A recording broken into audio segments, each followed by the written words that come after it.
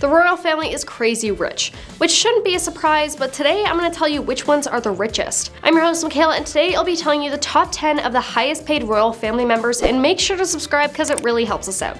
But now let's get started. Number 10, Kate Middleton, Sophie Wessex, and Prince Edward. Despite being one of the most famous British royals, Catherine, Duchess of Cambridge, ranks comparatively low on the list when it comes to her bank balance. Also hailing from a noble family, she's still not doing badly with $10 million.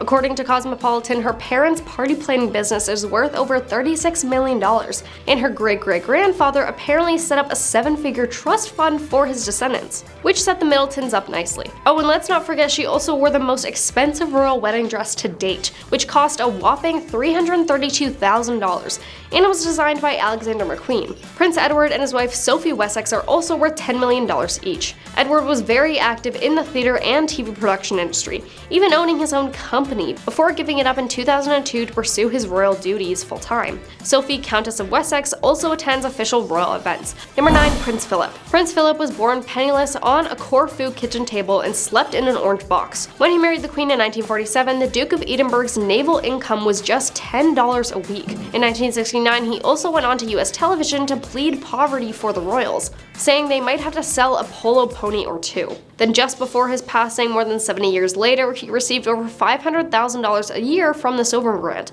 a rise that far surpasses wage inflation for the rest of us, even though he no longer carried out any duties. Nonetheless, a palace insider had revealed it, quote, wasn't enough, and that the Queen had to supplement it. Quite how he had managed to amass over $28 million is a mystery, although the fact he didn't pay for much probably helped. A pattern set back as far as 1956, when an extended trip on the royal yacht Britannia cost the public purse $2 million.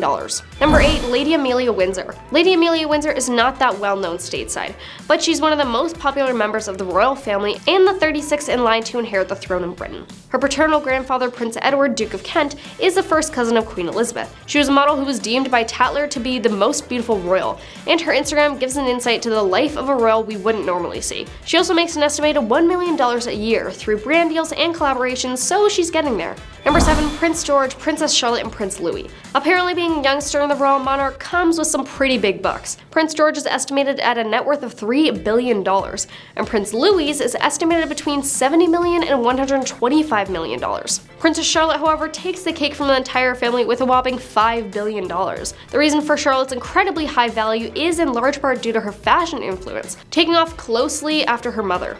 The stylish tot has eyes on her style all over the nation, deemed as the Charlotte effect, a yellow pastel patterned cardigan worn by the princess from a popular British department store sold out in 24 hours. Regardless, their substantial value doesn't mean the royal children can go around flashing their Amex cards wherever they want. Since the royal children haven't physically received inheritances or even worked a day in their life, their net worths are calculated by the value to the UK economy, because they believe the children have the potential to drive billions in sales. Therefore, their net worths have been determined as so. Number 6, Camilla Queen Consort. The Queen Consort is rumored to have a net worth of around $5 million. Before marrying Andrew Parker Bowles in 1973, Camilla worked as a secretary for a variety of firms in London's West End, and as a receptionist at the decorating firm Sybil Colfax and John Fowler, though she likely didn't make her millions there.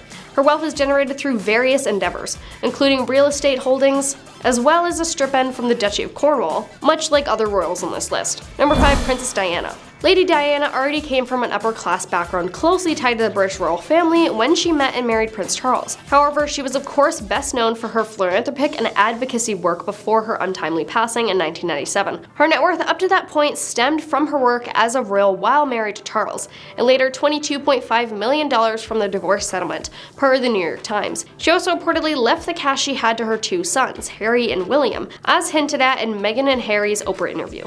Number 4, Princess Eugenie. Unlike her cousins, Princess Eugenie isn't a working royal, so she isn't supported by the Sovereign Grant, which is a taxpayer-funded pool of money that covers royal salaries and is different from the Duchy of Cornwall. But that's okay because in 1994, the Queen Mother, as in Queen Elizabeth's mom, put 2/3 of her money in a trust for her great-grandchildren. Eugenie and sister Beatrice were the beneficiaries of this, as well as a trust fund set up from the money her mother, Sarah Ferguson, received from the royal family in her divorce, which is estimated near $4 million.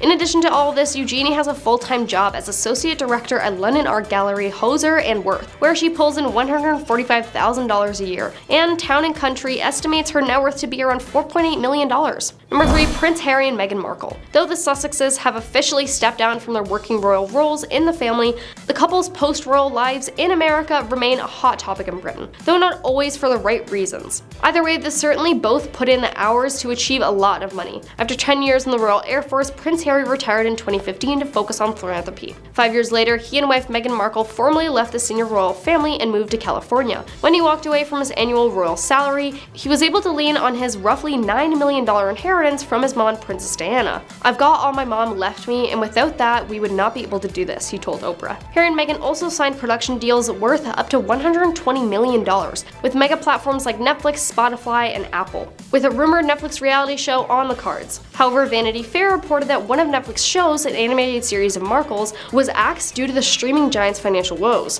while the Spotify gig is also on pause according to royal commentator Neil Sean, because the couple are reportedly rethinking their decision to work with the platform after Joe Rogan controversies. Still, they did pull off their Apple TV gig with Oprah, a documentary with a mental health focus titled The Me You Can't See, featuring guests including Lady Gaga and Glenn Close. Forbes also estimated in 2021 that he and wife Meghan Markle had a nest egg of about $5 million, and their net worth including their Montecito house was around $10 million. Number 2, Prince William. According to Business Insider, Prince William and Prince Harry are worth each $25 to $40 million. They both received inheritances from their late mother, which I already mentioned, a lump sum of $14 million when they turned 30, and dividends of $450,000 each year after they turned 25 per Forbes.